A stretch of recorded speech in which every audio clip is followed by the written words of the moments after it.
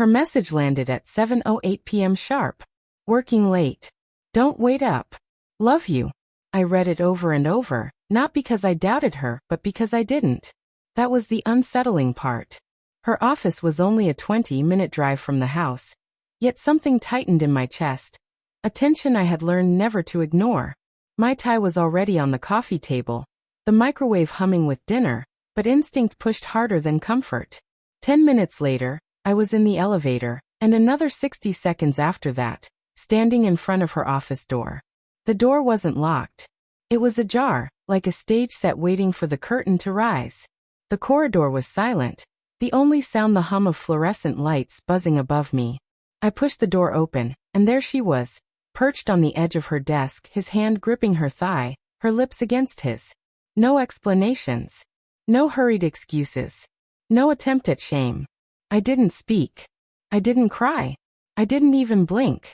I simply closed the door, as softly as if I were leaving a library, and walked away. By the time I reached home, the locks were replaced, every shared account frozen, her number blocked. It should have been the end. But endings are messy, and this one was no exception. She didn't come back that night. No call, no message. Nothing.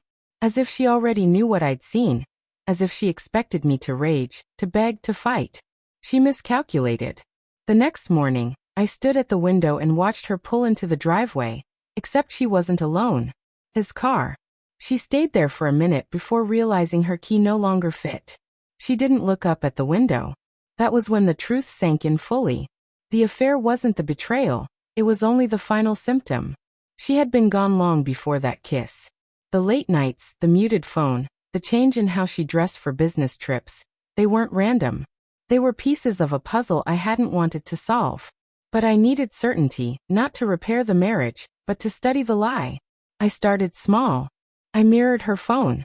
Overnight, her world became transparent to me. Texts, photos, location pings, everything. This wasn't new. It had stretched over 9 months. While I was making dinner reservations, she was booking hotel rooms. Always the same one. Room 208. The receipts twisted my stomach. I called the hotel under his name and asked for an invoice. They sent it without hesitation. Then I found the email she had missed deleting. I can't keep lying forever. But I need the promotion first. He's still covering the mortgage. Strategic. Calculated. But not my strategy. I printed everything, messages, receipts, calendars, even toll booth records, and placed them in a plain manila folder. I titled it Closure. I never told her. I never confronted her. I just left her locked out, frozen out. That was when I learned that revenge isn't fire, it isn't fury, it's patience. 3 days later she found me. I was at a cafe across from her office when she walked in. Stripped of her armor, no makeup, eyes red from sleepless nights. Please, she whispered, voice trembling. I didn't ask her to sit. I only pushed the folder across the table.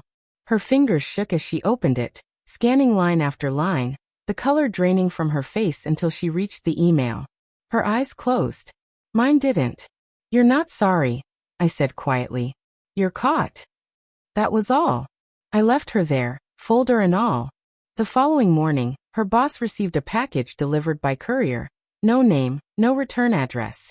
Inside was a full timeline of her affair, copies of every company email she'd sent him, logs of every meeting in room 208. On top of it all sat a single yellow sticky note. Promote her now. She's earned it. He didn't. She lost the promotion. She lost the job. A week later, she came to the apartment again. She screamed at the door, begged through the cracks, sobbed into the silence. But the locks were new. The man inside the apartment was new. I let her voice fade into nothing, and walked away. People think heartbreak is loud, that it shatters glass, burns photographs, punches walls. But true heartbreak is cold. It sits in silence. It eats dinner at one end of the table without glancing at the empty chair. It buries love without a funeral, without a farewell speech, without even a goodbye. She thought love made me fragile. She thought devotion weakened me. She was wrong. Love had forged patience. Love had taught me control. And control made me dangerous. Now I'm free, while she remains outside, pounding on a door that will never open.